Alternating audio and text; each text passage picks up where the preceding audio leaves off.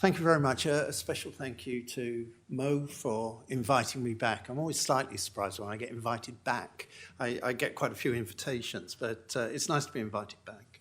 And thank you for turning out on a blustery and quite wet day, and I hope it makes your evening. I hope you enjoy it. And yes, we're going to talk today about possibly my favourite area. It's an area that now I know well. And I've often led walks through different parts of it because obviously it's a very extensive area. And the reason I like it so much is that because in one sense it's the very heart of London.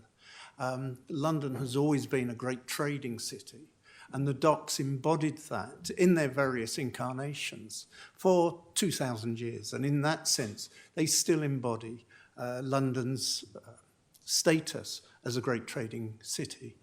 But of course, what we have to do always is go back to the origins. And we go back straight away to Roman London. Because the Romans obviously found London. They set it up in a particular area. And they set it up here because of its trading advantages. Obviously, it's based on the Thames, that great corridor which cuts right the way through southern England. And therefore, it is a trade route into whatever exists into the interior. But the reason it's London where it's at is because of its particular geographical sort of status. Because, first of all, it was here that the Romans were able to bridge the river. And you can see on the diagram here that in the past, in Roman times, the Thames was far, far wider than it is today. Over the years, it's been progressively embanked. But it was just at where London Bridge still stands. The river did narrow because of a series of islands on the Southwark bank to enable a bridge there. But even more critically, this was the edge of the tidal range of the Thames. And what that meant was that boats or ships coming from wherever could come up the Thames against the current and also against the prevailing winds. And therefore what you get is just at the edge of that tidal reach is where in fact London is founded. And right from the very start it becomes a great trading nation. And the centre of it is really, it's centred on the docks. And very soon the Romans have a very thriving basically import-export business centred on London, where the actual docks of London were at that time. You can see where in this representation, but in particular, the Walbrook in the centre of the city there, that small stream, did provide a safer harbour than being on the mainstream. And so what you get right early on is that the Walbrook being both at the centre of Roman trade, but also where Roman manufacturing in London was based. And of course, that manufacturing was there not just to serve the London market, but also some of it was being used for export. So what you get right from the very beginning then, right from the very beginning of London's history, is the docks being the centre of the city. And of course, what was coming in? Well, really the products of more advanced civilizations from the continent. And if you go to the Museum of London, you'll see a wide range of imports that were being brought in from the Roman Empire into London. And so these, for instance, this is German pottery that was being brought in, and it was far more sophisticated indeed than what was being produced in Britain at that time. But London was also an export centre as well. And what it was exporting was a range of things. It was exporting different metals, especially copper and lead, sometimes coming from as far away as the mines in in Wales, but also it was exporting this, slaves. And what this is, and again, it's in the Museum of London. These are manacles which were used to basically shackle slaves for the export to other parts of the empire. The other thing that was being exported actually was and imported was obviously foodstuffs. And what we were getting from the continent was all sorts of wonderful things like wine and olive oil, wonderful stuff. What we were tending to export was often oysters. They just loved oysters, and we were in fact exporting oysters back to the rest of the Roman Empire. But after the fall of Roman Britain, what then happens to the docks? Well, what basically happens is that the Anglo Saxon invaders don't use the city of London as a base, but in fact, where they congregate is, you can see there in Lundenwich, which is now what we would call Covent Garden. And indeed, what's left to us of Anglo-Saxon London at that time is very little. In fact, just a couple of street names. So that, for instance, Aldwych is Saxon for the old town. The Strand is obviously an Anglo-Saxon word meaning beach, because that was where their ships would be moored, would come in, and that was where they would be tied up. But what then happens is that London becomes under threat of invasion from what we would call the Vikings, mainly Danish invaders. And therefore what happens is that Alfred the Great, moves the Anglo-Saxon settlement from Covent Garden back into the city. And the reason he does that is because he then gains the protection of these of the ruined walls, and that gives them some semblance of protection from outside attack. And what he does is to bring that trading centre away from the Strand, brings it back in to the centre of the City of London. And it's where this is at Queen Hive. And it's a very unprepossessing place on the north bank of the river. You can see it from the south bank. It's almost impossible to see unless you're walking right the way along the bank of the north bank of the Thames. But it's interesting as well, because this is the only part of the shoreline which is now, if you like, the original. Everything else has been brought in, has been embanked, and this is the original shoreline dating back to Anglo-Saxon times. And it was for many years really at the centre of London's trade. It's called Queen Hive after Queen Matilda, and that's a long, long time ago. She was given it as a way of raising her own revenue. But you can see, certainly as late as the interwar years, it really was a key part of London's docks, and this is Queen Hive in 1923. But if we skip further on from the Anglo-Saxons and we end up in medieval times after the conquest, and these very peculiar animals are really at the heart of the expansion of trade in medieval times. And of course, they're sheep, and it is wool, which is at the very centre of British, or at least of London's exports. And as a result of the increase in first production and then indeed trade with the continent, what happens is that there is, over the 300, 400 years from the Norman conquest up until the arrival of the Tudors, there is a very significant increase in trade. And so that by the 16th century, by Tudor London times, we have a situation like this where the river is becoming increasingly crowded because of that increase in trade.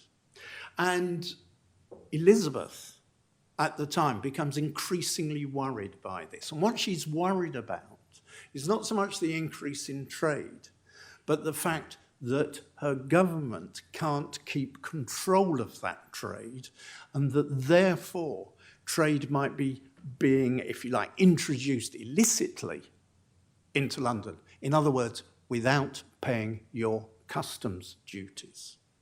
And so what she introduces, or at least what her government introduces, is a system called the legal keys, and keys obviously Q-U-A-Y-S, the legal keys. And the law then lays down that you can only import into London between two places, one of which is London Bridge, and the other is the Tower of London. And so if you can visualize that, that's a very short stretch, isn't it? Perhaps 400 yards. And what she's doing is laying down that you must import everything through the legal keys. And anything else is smuggling, or anything else is, in that sense, against the law. And there are two key areas, which is, and you can just about make them out on this map. You've got Billingsgate, which is here, and you've got Custom House, which has just slipped off here. And it's Billingsgate, which is really now the centre of London's docklands. And it remains so for the next 250 years. And Billingsgate is right at the centre. Now, we know Billingsgate as being basically a fish market. But it was much, much more than that. It really was. It had a monopoly in fish, but it also imported all sorts of other things, or at least all sorts of other things were imported through Billingsgate.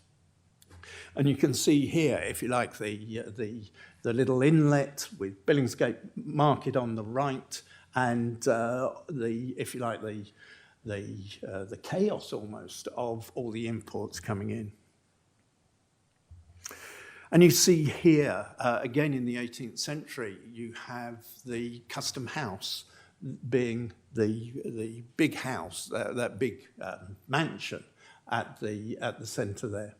And what this is doing is collecting all the dues that were payable. And indeed, we still pay to HMRC, don't we, to Her Majesty's Revenue and Customs. And this, in that sense, is where the customs for London were being paid. And of course, it's still all there.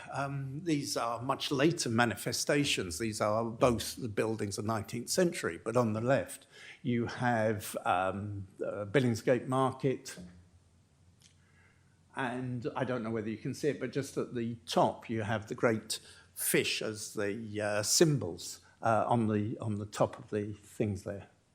And then on the right, you have the latest manifestation of the Customs House.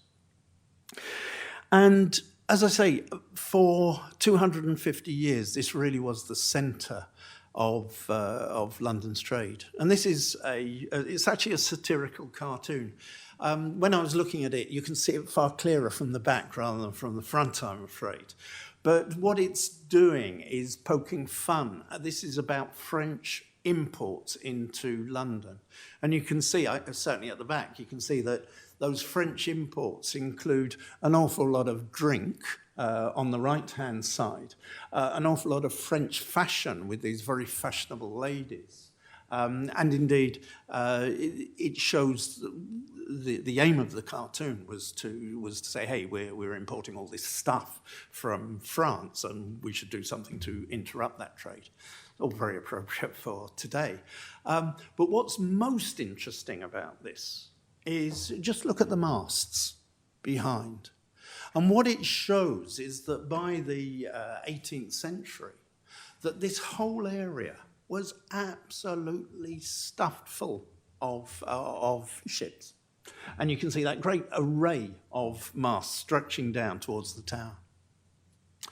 And this continues, this area continues into the Victorian era. And you see this very maudling, romanticized cartoon painting of the happy trades at Billingsgate.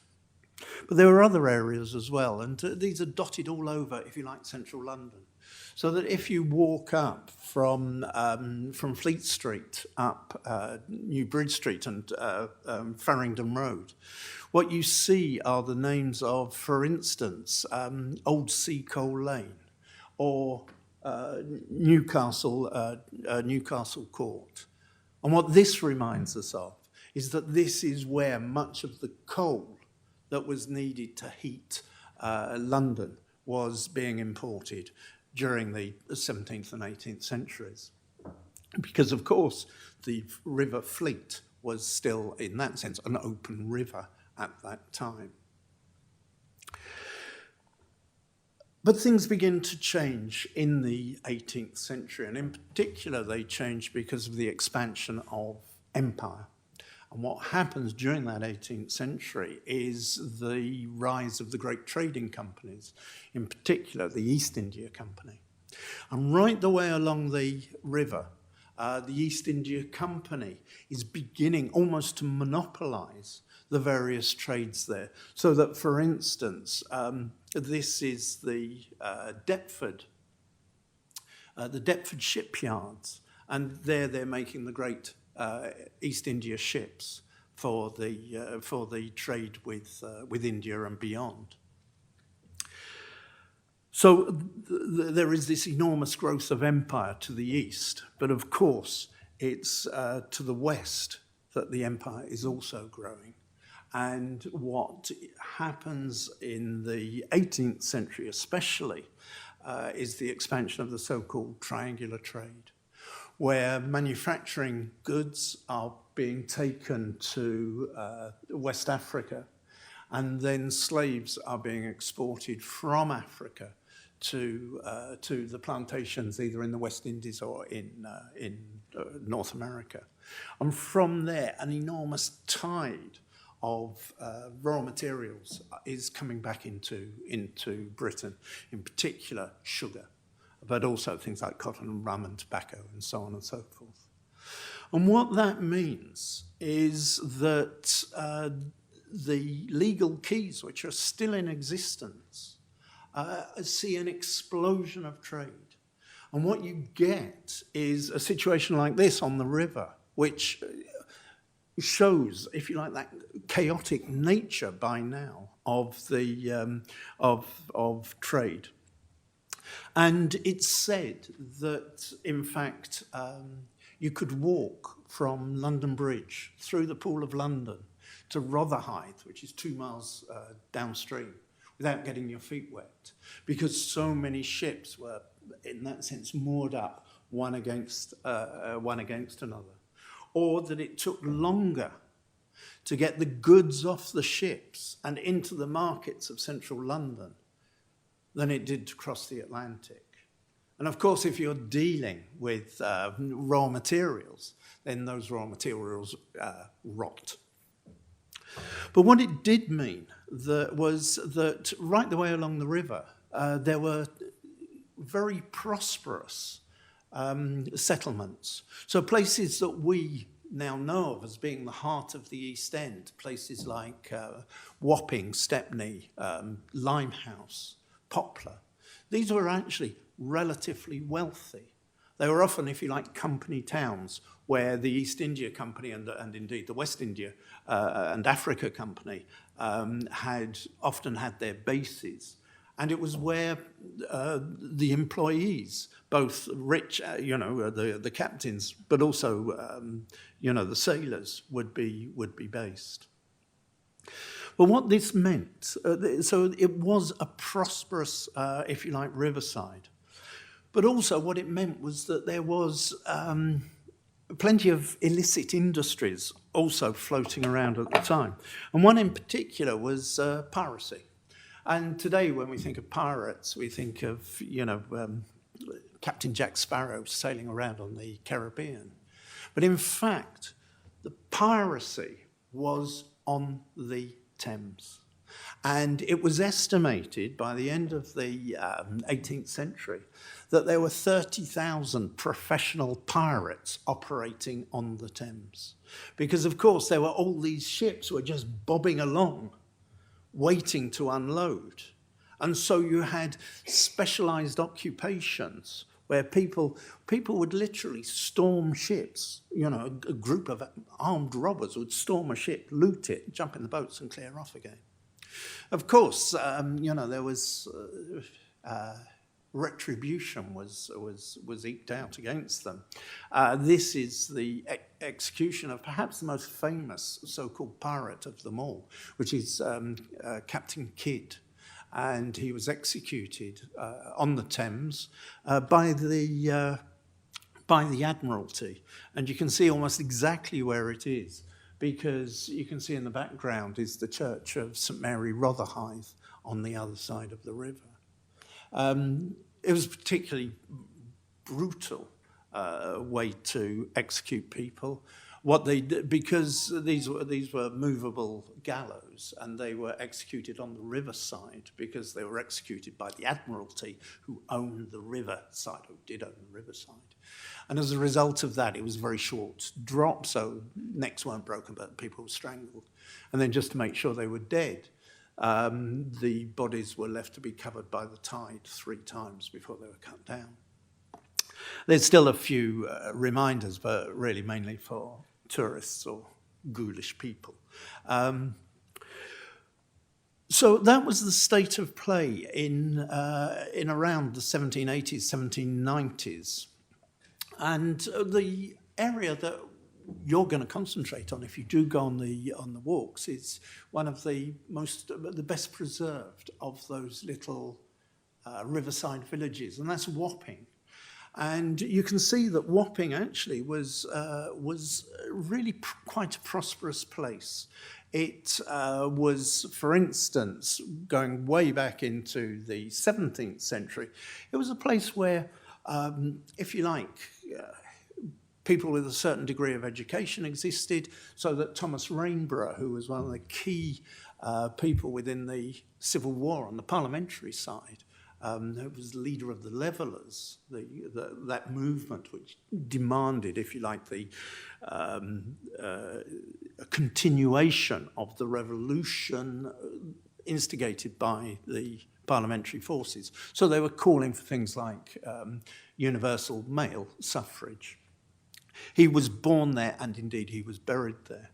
Or the church, which actually dates, in fact, to little bit later, the 1750s, was a fine, was a prosperous church. Or you had, for instance, charity schools set up by wealthy individuals. So this was a thriving community, blessed with some wonderful pubs as well. Perhaps this is the most famous, the town of Ramsgate. Every pub on the river claims to be the oldest one, but this possibly has a better claim than most. But the whole area becomes transformed in 1800. And that is partly the result of this man, Robert Milligan. And Robert Milligan was a slave owner, slave trader, owns sugar plantations. And he is horrified by what is going on with his hard-earned gains. Because what's happening is that flood of goods coming from the West Indies is being intercepted on the Thames by these pirates, robbers, thieves, whatever you want to call them.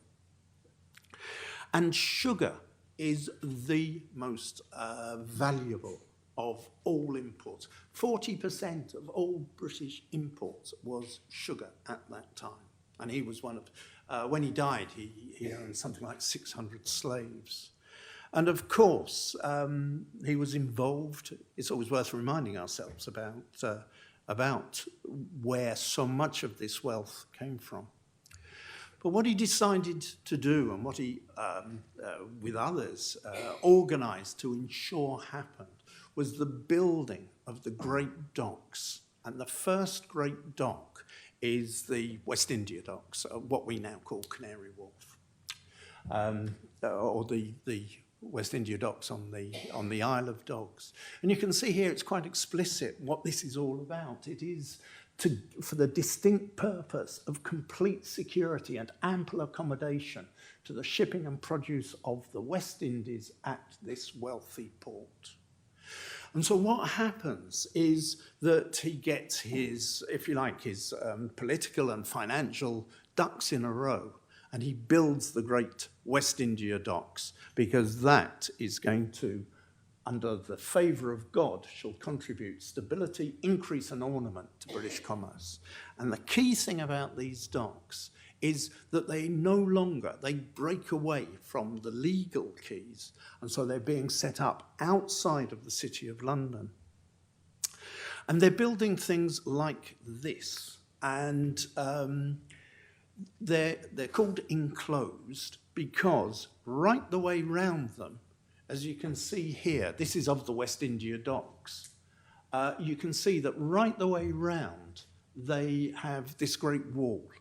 What that means is that the dock owners can control who comes in and what goes out. And as a result of that, the pilfering, and in fact, wholesale robbery that's been going on, suddenly comes to an end.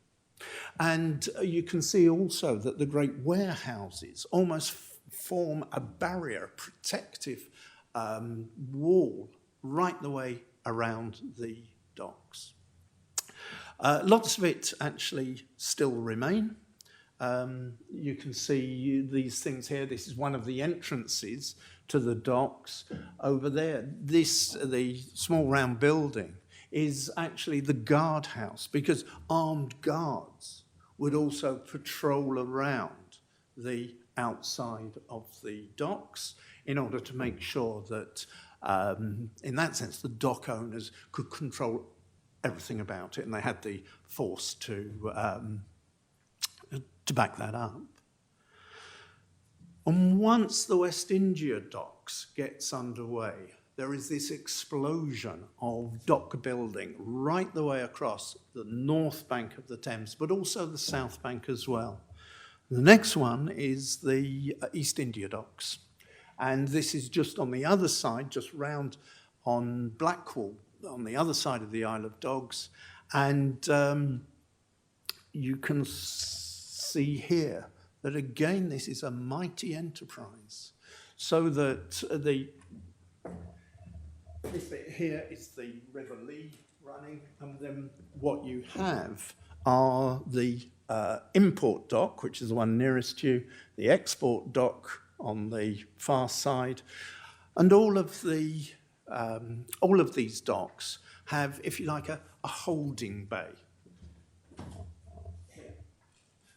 Because what that does is where the ships come in or wait until the tide is right to either come into the docks or go out of the docks. So what then so we've got the East India docks, the West India docks. And then the great London docks are built as well. And you can see here that what they do is completely cut off the village of Wapping. This is Wapping Church, which we've seen. And as you can see, there is this water which completely encapsulates and completely seals off Wapping. And as a result of that, what then happens is that Wapping becomes entirely consumed and dominated by the docks, and the only people who live there are basically dock labourers. And we'll see what that does to Wapping in just one second. After the London docks, you get St Catherine's Dock. This specialises, you can see it's right next to the Tower of London, and it specialises in very high value goods, especially things like spices, ivory, precious metals. And the reason for that is because this is even more secure, because not only do you have a quicker journey into central London rather than coming right the way through the East End, but also, if worst comes to the worst, you have got militias both in the Tower of London and indeed in the Royal Mint just behind it in order to protect the valuable goods that are in there. And you can see again, this is a very significant piece of engineering. All of this, of course, is done just by brute strength. It's done by the navvies, many of them Irish immigrants, many of whom were previously employed, or at least their families were previously employed in building the Great Canal system, and then they stay on and they build the docks. Some of you might know a stop on the DLR called Mudshoot. There's a farm there, Mudshoot Farm. The reason it's called Mudshoot is because there was a rudimentary sort of system where the mud being dug out of the West India docks was shot. And when you go there, you can see that the level of the land is, I don't know, about 20 foot higher than anywhere else, because that's where all the mud was shot. But it thrives, and you get pictures like this, and indeed what you've got here is a map of the Docklands, stretching, as it says, from Woolwich to the Tower, and that's about 10 miles. Just those docks at the far end alone, you can see there the Royal Albert Dock on the right and the Victoria Dock. Those stretched over 4 miles. Well, they are longer than walking from here to the Tower of London. So just imagine the amount of effort that goes into those. Those were the last of the great Victorian docks, and they were built in the 1860s to take even bigger ships. But of course, the whole economy develops around them. And you see this architecture everywhere in the Docklands. You see the wharves taking the goods in from the riverside or the dockside and then being lowered down into the carts to be taken into central London. And you see these very distinctive walkways which link the wharves to the warehouses. You'll see all this stuff in Wapping. And some of the work, obviously, was very harsh indeed. This picture of people importing ice into London. But there are all sorts of allied trades around it as well. These are lighters, or being crewed by lightermen. And what they are doing is splitting up the cargoes off the great ships and then taking them into central London. Into places like this, which I'm sure all of you know, this is now called Hayes Galleria, but it was then called Hayes Wharf. The great structure in the middle, you see, is an open dock, and the great ships would come in and go straight into there and be unloaded. Things like the Cutty Sark, the tea clippers. Because Hayes Wharf imported, it claims, up to 80% of the dry goods that were being imported into London. Let's have a look at the society that this breeds. So what you've got here is a society which is dominated by the docks, and this is quite remarkable picture, but there are many like this, which shows that whole East End riverside being dominated by the docks. And of course, as you can see, this is poor. This is where poverty is rife. And some of the poverty is absolutely, shocking. These are pictures taken around the turn of the 20th century. But all taken in the East End. This is probably actually a little bit later, 1900, maybe 1910. And the reason it was so poor was because of the labour conditions within the docks. Because the docks didn't necessarily employ people on if you like, a full-time contract. Some did. There were some skilled workers who were, gained a regular wage. But the way the docks worked was basically something we still live with today, the gig economy. Because if a ship came in, then dockers were needed. If ship didn't come in, you weren't needed. And so what you had was a system called the call-on, which is that both morning and at lunchtime, crowds of people would turn up at the dock gates hoping to be called on to work for a 4-hour shift. And what would happen is, as you can see here, there are people clamoring for attention. What sometimes happened was scenes like this, and you can see that you've got the police to keep the so-called to keep order, and then hundreds, maybe thousands of men just waiting to be called on. And apparently what sometimes happened is that the foreman would get a handful of tokens, which were the number of tokens, meaning the amount of people that they wanted, and then just throw them into the crowd, and then wait to see who came out, bloodied and battered, to get employment. And as a result of that, there were far more people wanting work than there was work, and so wages were obviously depressed, and the dockers' work, in that sense, was seen as the least, if you like, the least acceptable, and was often reserved for migrant workers, not necessarily from abroad, but when people were being attracted into London, then the place they tended to end up was the East End as dock workers. This changes. This is what happens for the first 80, 90 years. When it begins to change, remarkably because of the actions of a bunch of teenage girls. And this is the great Match Girls strike of 1888. And the Match Girls, I mean, if you thought the dockers had it bad, the Match Girls had it even worse.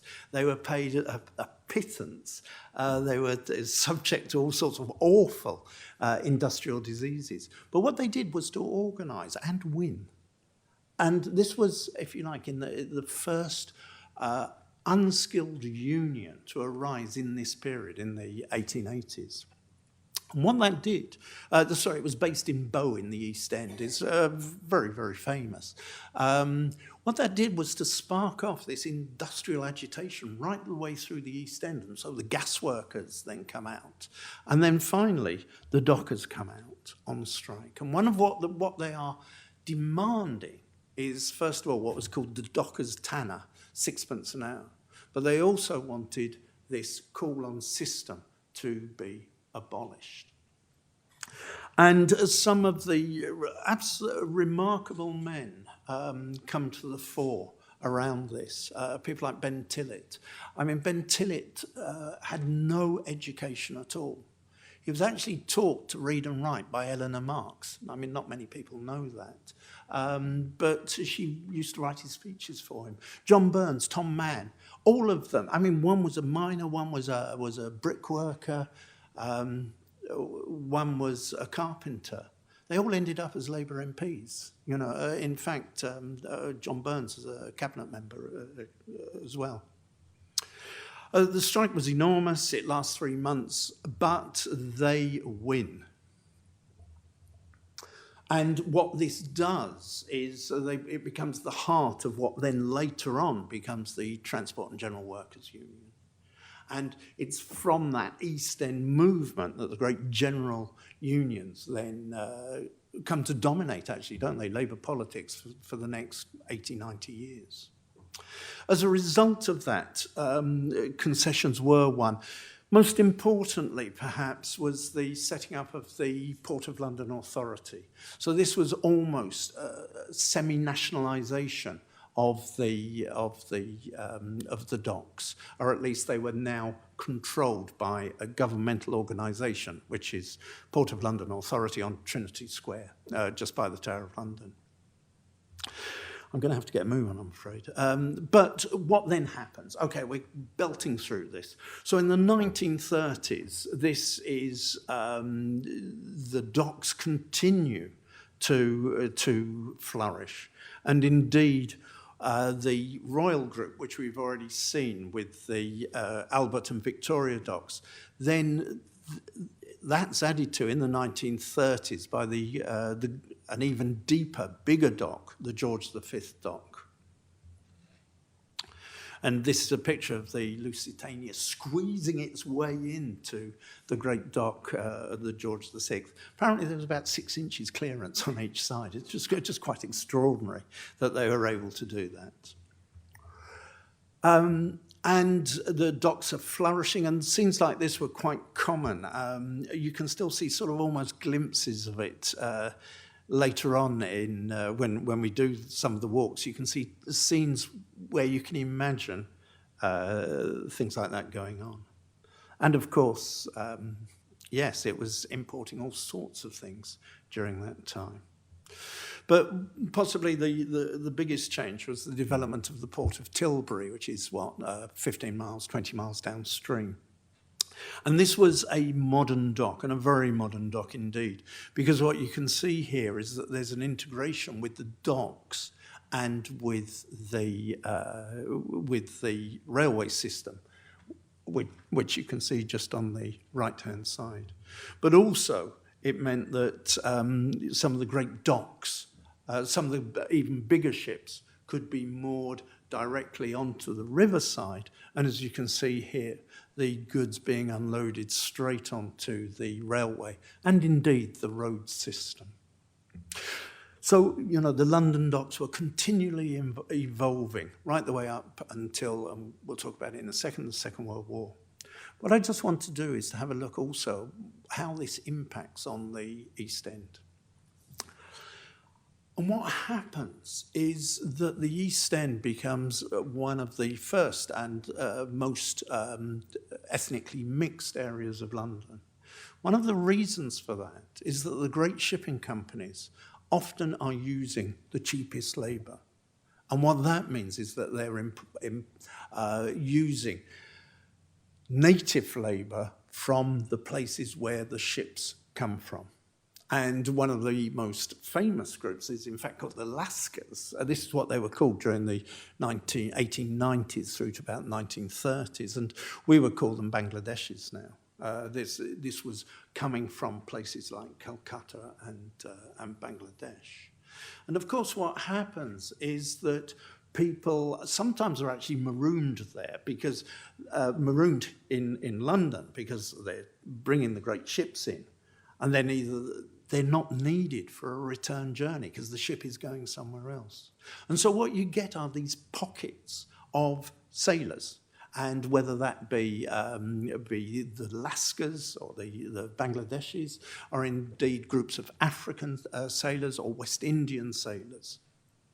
But perhaps the other one which led to the biggest impact was the Chinese. And so Chinese sailors were often used, and again ended up marooned in Limehouse. And there was a whole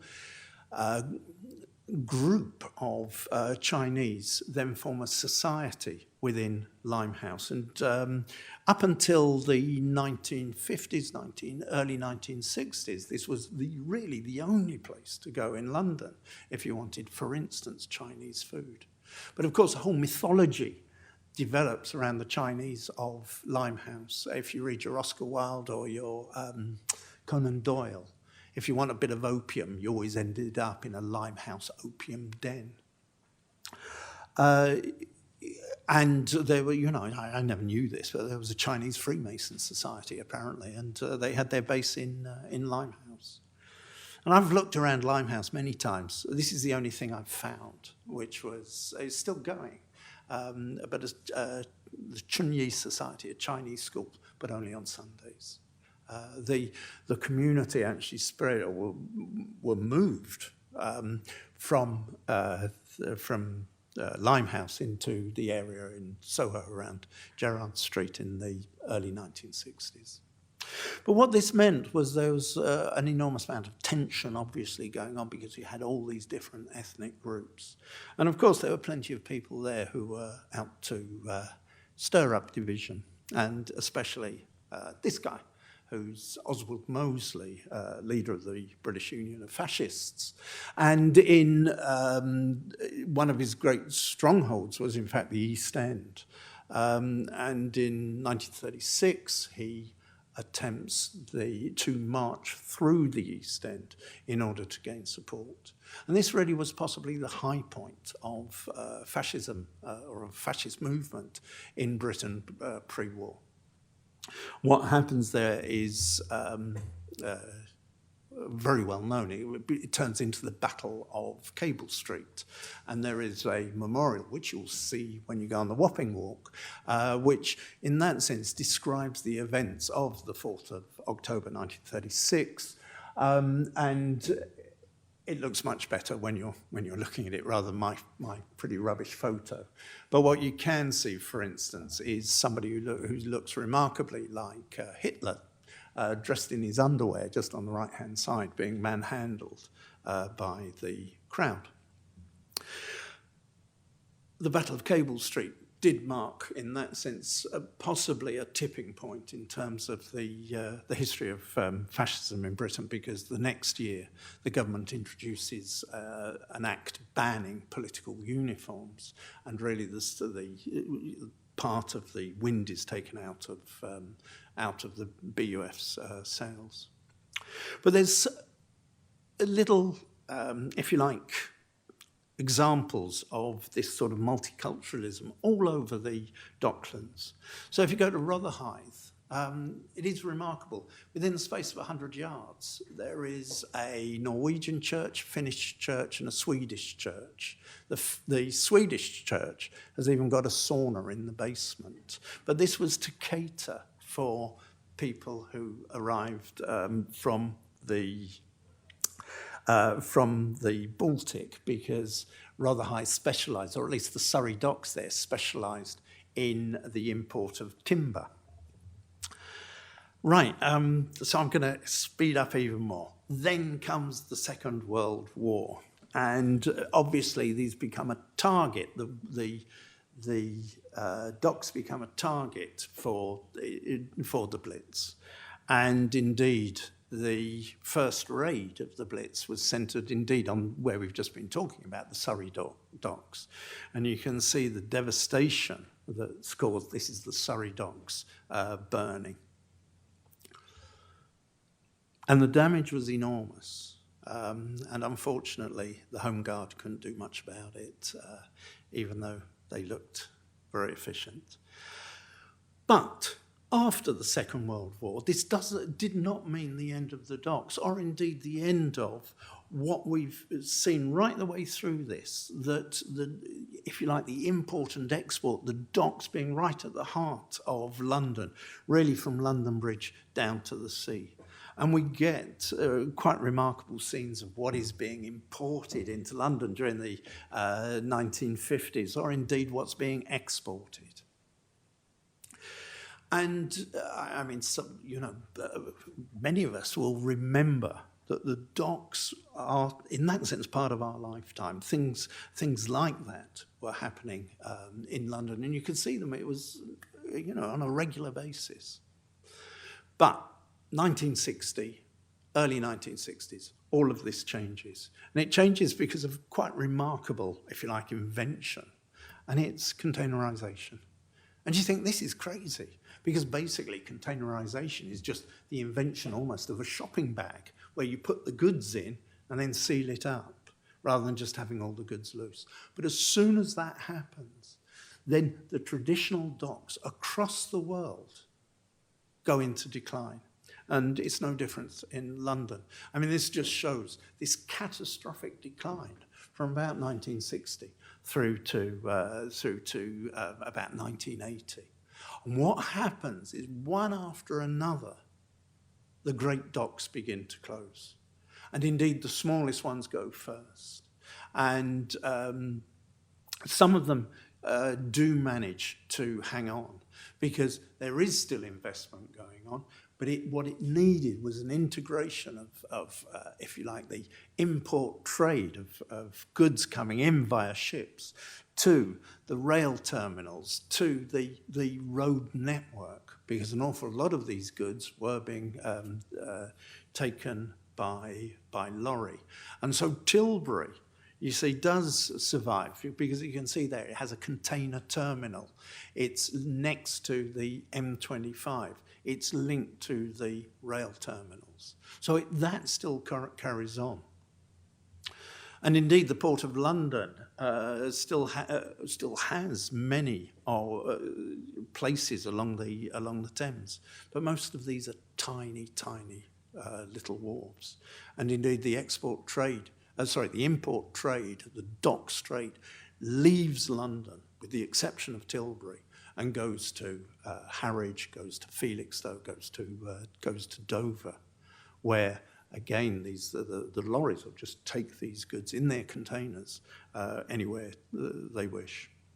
And what that led to was the decline, a collapse of the Docklands economy. And again, I'm sure many of us remember those times, but from about 1975 onwards, dock after dock was going, and as a result of that, there were literally no jobs going at all in areas, say, like the Isle of Dogs.